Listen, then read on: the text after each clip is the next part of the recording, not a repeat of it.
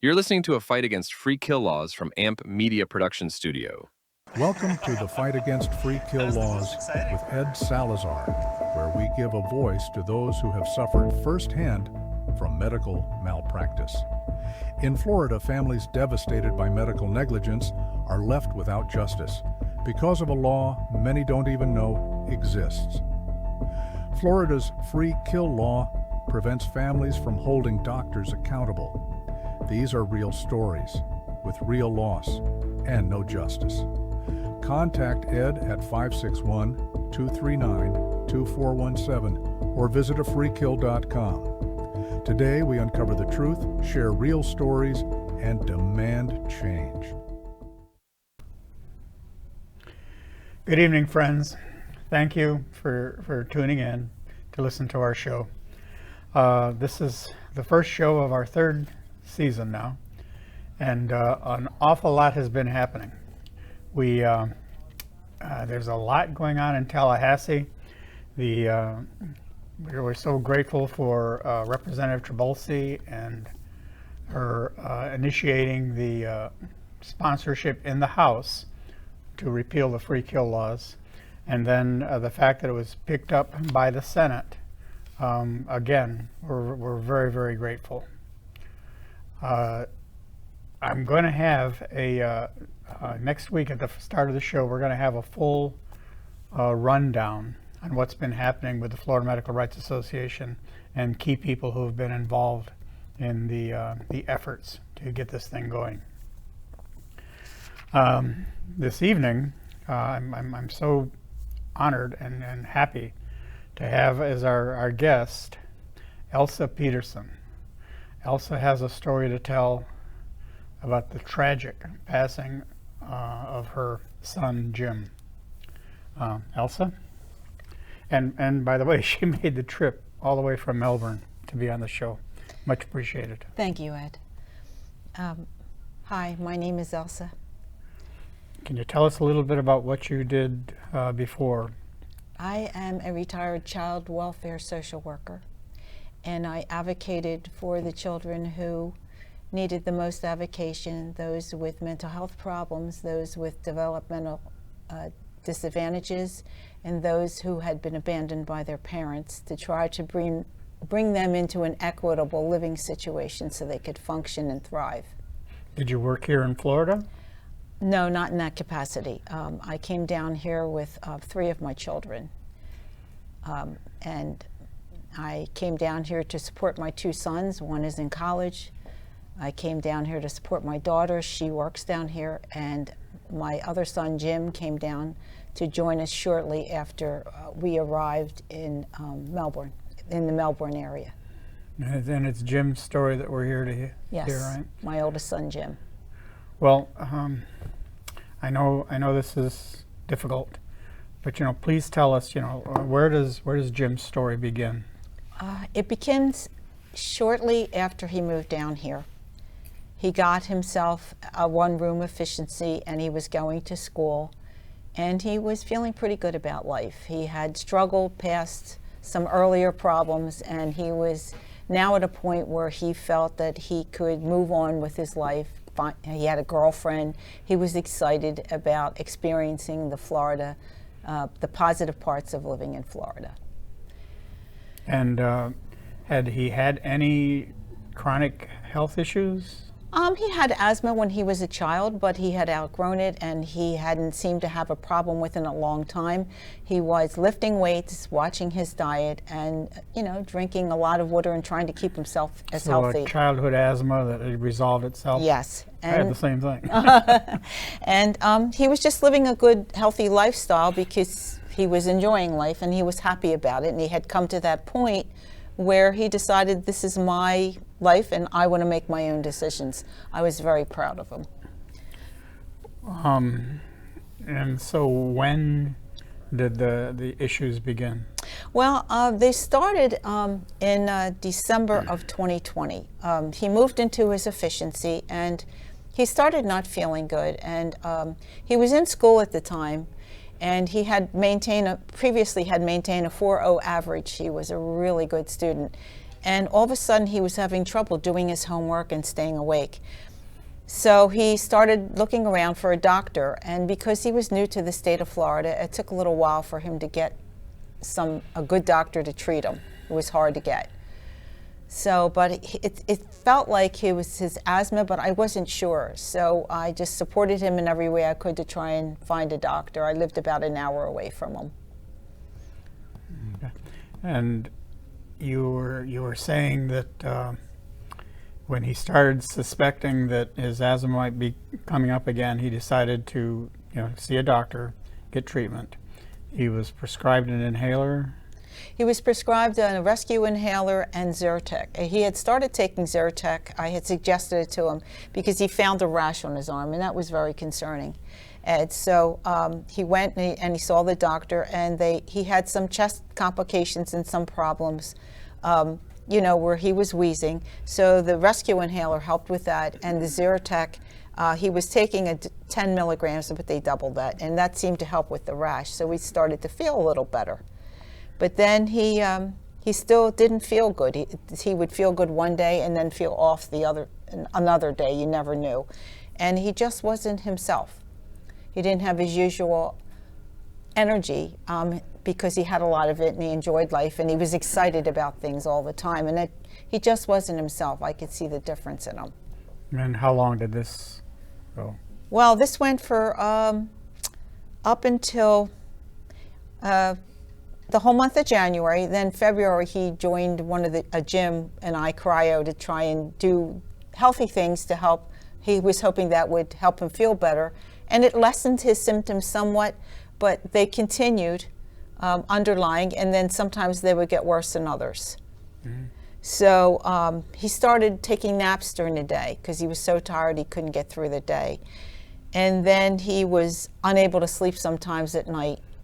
He would be awake all night, and then he finally I became very concerned because he was up for 3 days and couldn't get to sleep, and we were still looking for a doctor. He said he felt tired all the time and his body hurt. He continued with his schoolwork and exercise, but it was becoming so much of a struggle that he had to end that. He withdrew in his second semester, and that was the end of school.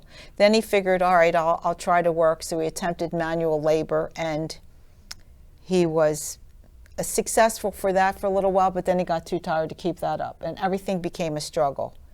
So I visited him every week, and we would have lunch and talk about how he was feeling and do whatever I could to help him with getting a doctor.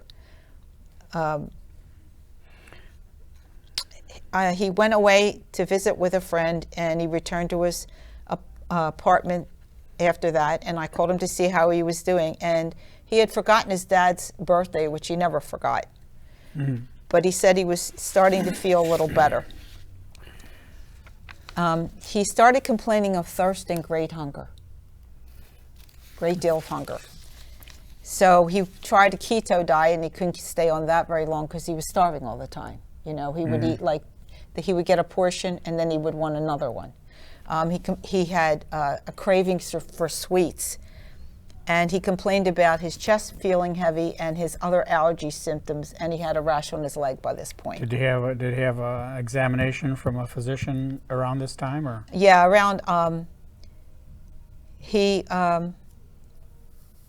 said the healthcare system was broken because finally, in April, he was able to get to a doctor. So that was 4 months after he wasn't feeling good. He had 2 healthcare plans by this point.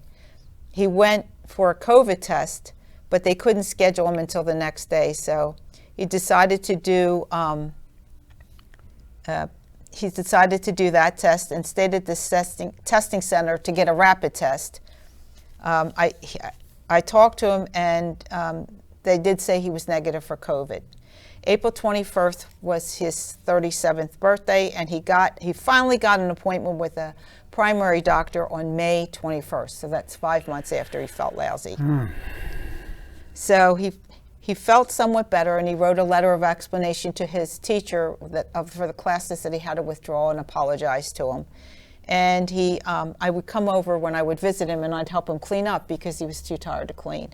And normally he was very neat. So, this was all Uncharacteristic. uncharacteristic of him and very, very concerning because this was not my son's usual behavior.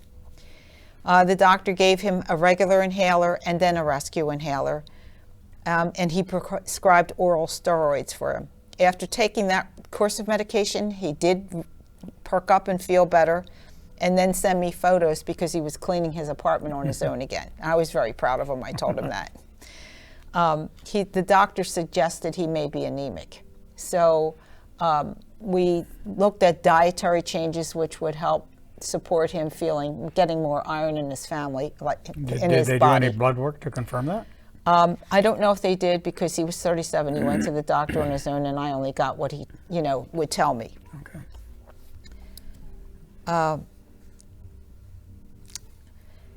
So we worked through that, and his refrigerator stopped working. He lost all of his groceries. He kept going through problems in his apartment.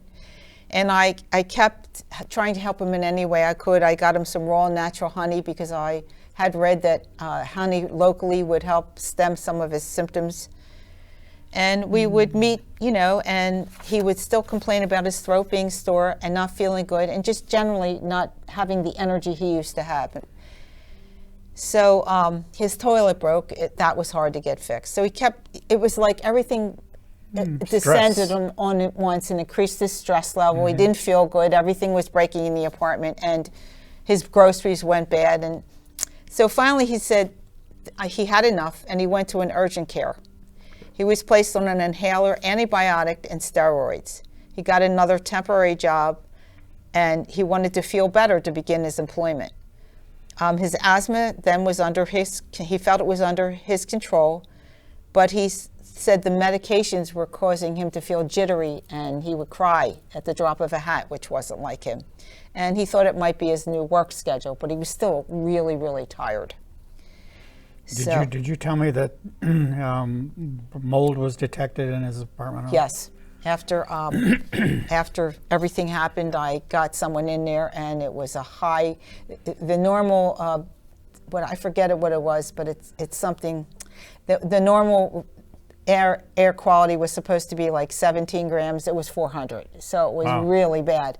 And the reason that we suspected that was after he passed, mold formed on his shoes that he had hanging on the door of his closet, and it was apparent. So that was part of what was giving him all this problem, the mold issue. On May 13th, he called me, and he woke up feeling horrible.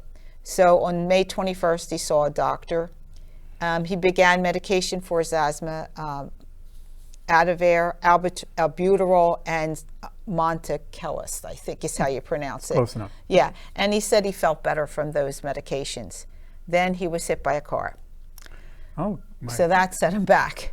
Then how bad was that? Well, it was enough to do damage to the car, and not too much damage to him, but he was just already sore, and it just made him more sore. It just like added to the pile for stress-wise. In a parking lot at a Wawa was where he was hit.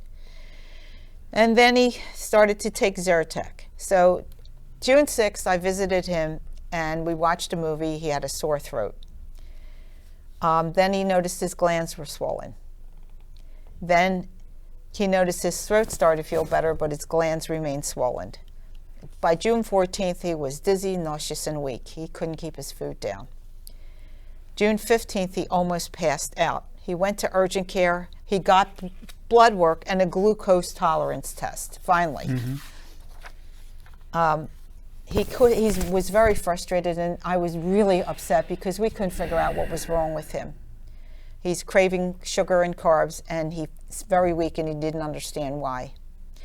On June 19th, he went to the hospital and got more blood work done. His blood pressure was 150/90, and the treating doctor gave him steroids, saying that he had a possible new strain of flu. So they gave him steroids. Yeah, that perked him up, as steroids do. But his blood work came back saying he had strep throat. He went to the doctor for an appointment, waited all morning at the doctor's office, and the doctor rescheduled.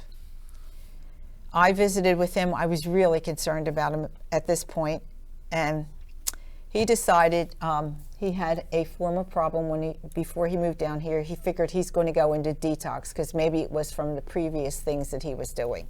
He went there on the 28th of June. He stayed there for a month and then he was released. I visited him and I helped him clean his apartment.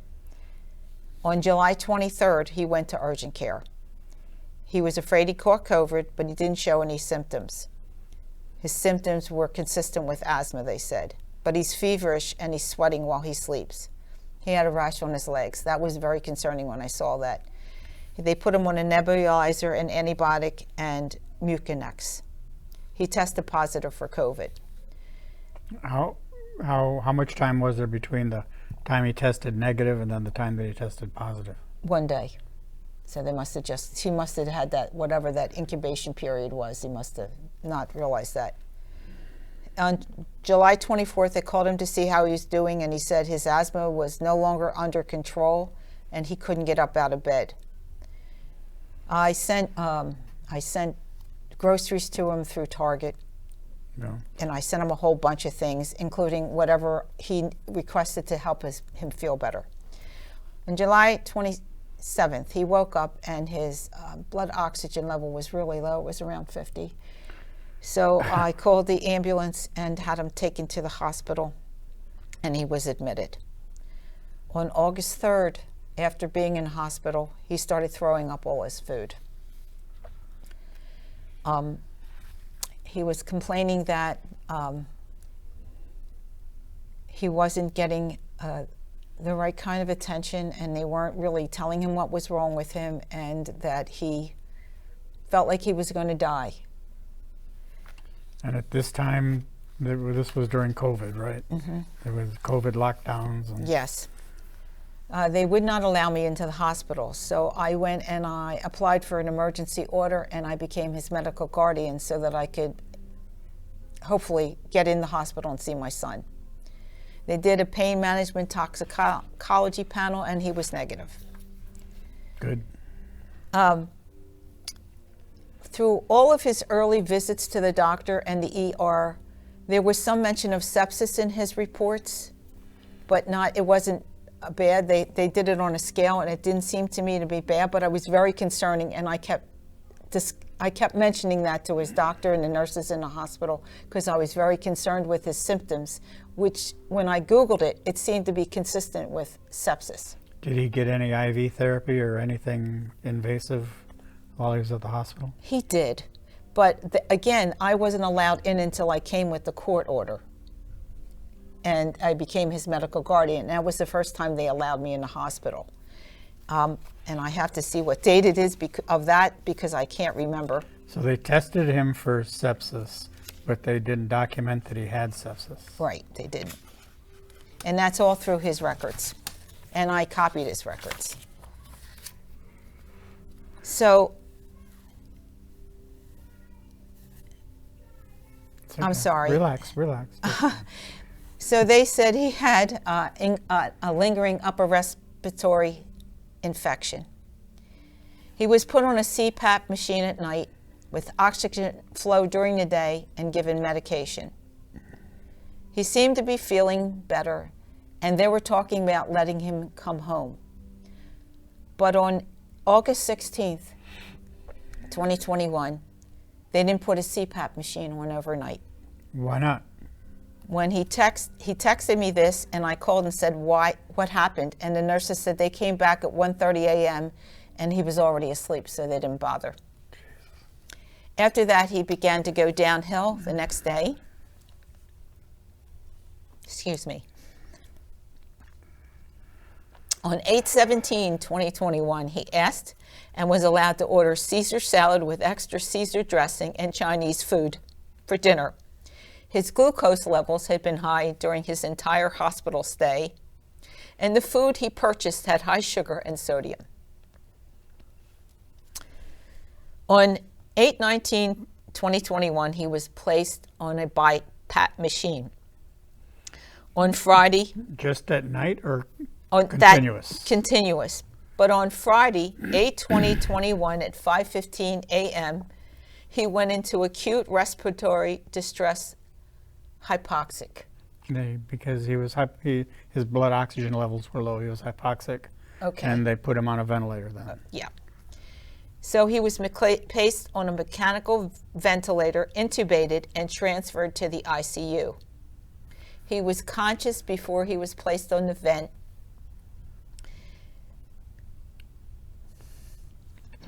Okay. At 5:21 a.m., he went into cardiac arrest. That was the last time he was conscious. They put him on anti-seizure medication. The EKG test showed no seizure activity. I came later that afternoon when they would allow me in the hospital. The neurologist spoke to me and said that he suffered an edema and that he was probably brain dead. I imagine he might have been if they put him on anti-seizure medication and he didn't have a problem. That's why I was motivated to apply to become his medical guardian with a court order. He was listed as an organ donor on his license. And I told her I did not believe he was brain dead because when I held his hand, he squeezed my hand. Like, You also told me that even though he obviously appeared to be jaundiced, he was yellow. He had turned yellow, right? yes, It's obvious jaundice. Yet there was no mention of sepsis none. on his death certificate. Nothing. They didn't.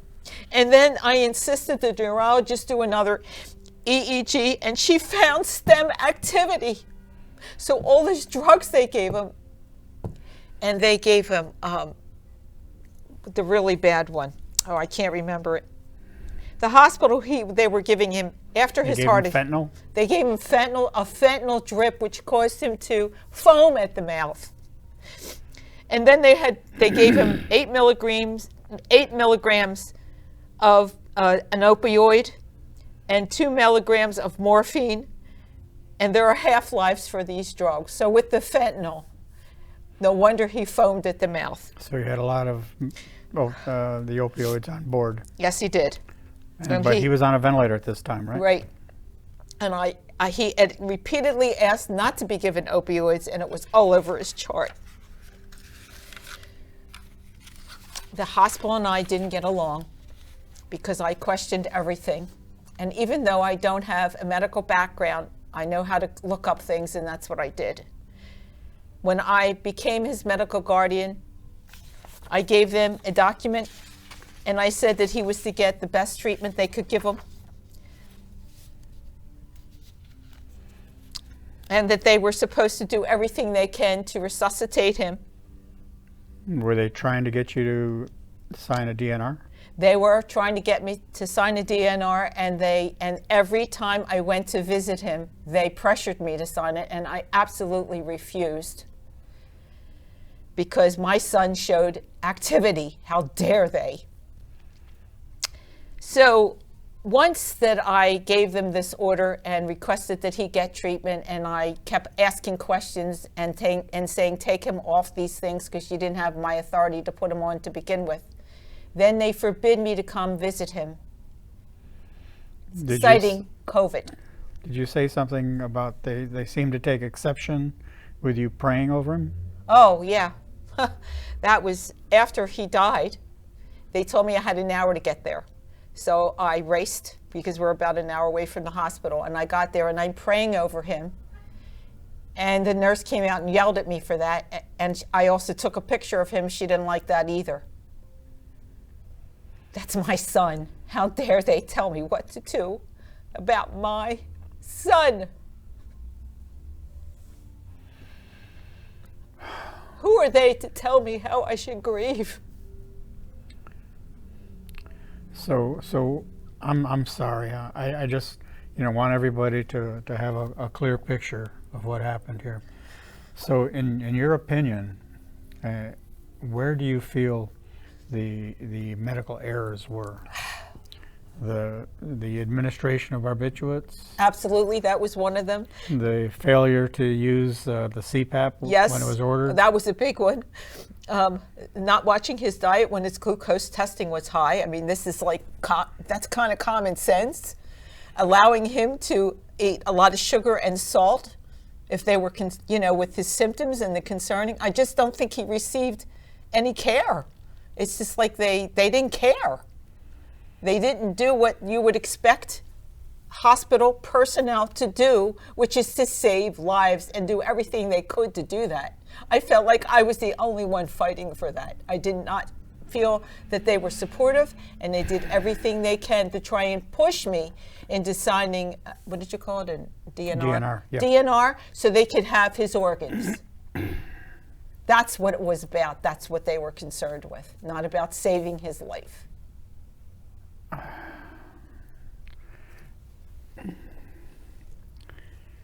When did you ever seek legal action? Oh, yes, I did.